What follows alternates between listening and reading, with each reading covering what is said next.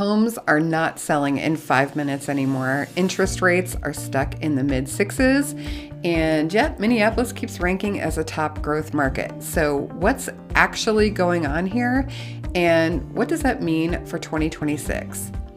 Why is Minneapolis the stable, insulated, and logical choice in a noisy national market?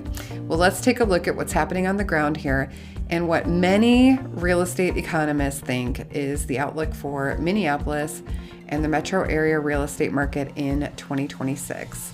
I'm Mary Schumann. I am a realtor here in the Twin Cities area, and I create videos to help people learn about Minnesota and what the real estate market looks like here, both physically and according to market data. I've said it before, and I'm going to say it again. Minneapolis and the surrounding area behave like very good Midwesterners should. There's no frenzy, no collapse, just momentum as we continue through some crazy headlines and predictions from loud voices about the national real estate market.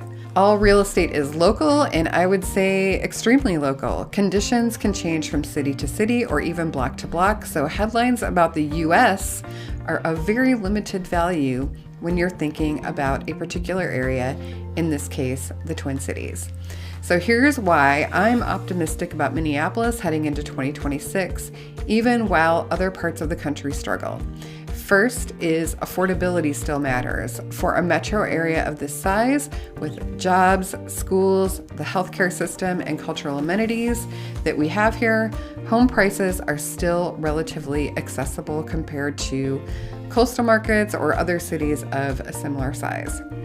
Two is that Minneapolis is more insulated from climate disasters than many other parts of the United States. Climate stability is becoming a real driver of long-term housing demand. I see this all the time. People always mention it.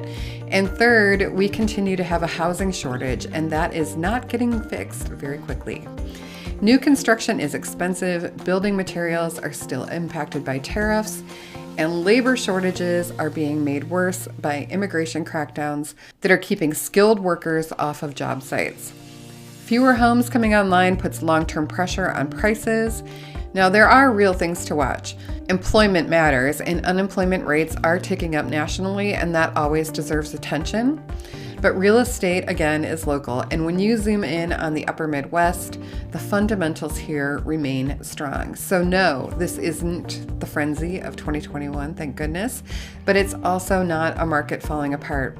It's a steadier, more balanced environment, and for buyers and sellers who understand it, that can actually be a very healthy place to be heading into 2026. So let's take a look at some numbers and some psychology. The National Association of Realtors economist Lawrence Yun thinks that interest rates will sink to around 6% this year, and he thinks that that's going to spur many more home purchases. I'm not an economist, but I also think maybe.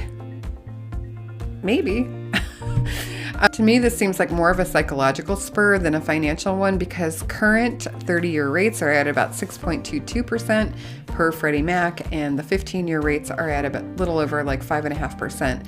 So how much difference 0.25% will make to someone seems a little bit negligible in my mind.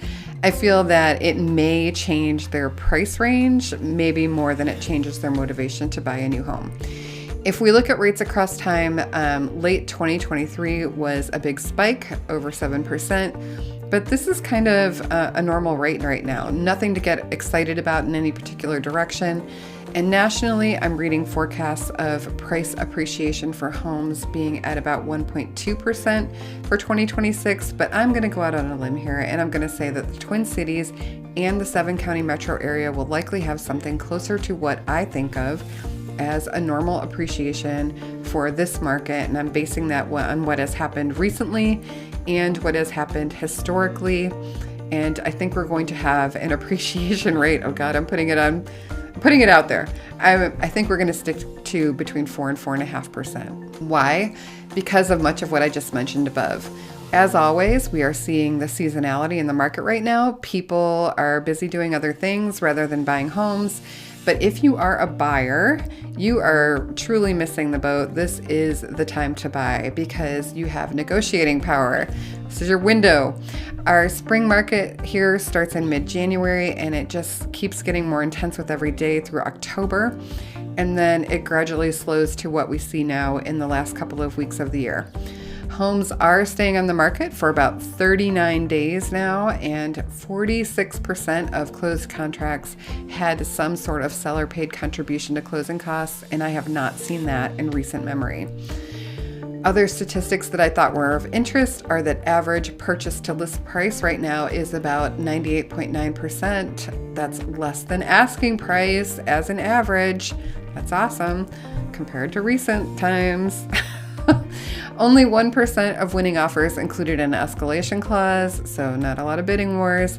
We have fairly low housing inventory right now in the dead of winter and the heart of the holiday season. We're at about 3,000 fewer active homes than we usually have at the peak of the season. But again, we have much lower activity from buyers, but not zero.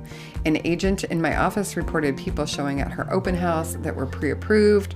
They understood that the spring market means higher prices and more competition, and they were trying to beat that scrum and find a good house to start the year out in. If you are thinking of buying or selling in Minneapolis, or if you're watching this from out of state and you're wondering how this market really works, this is exactly the kind of nuance that really matters when you're looking for homes.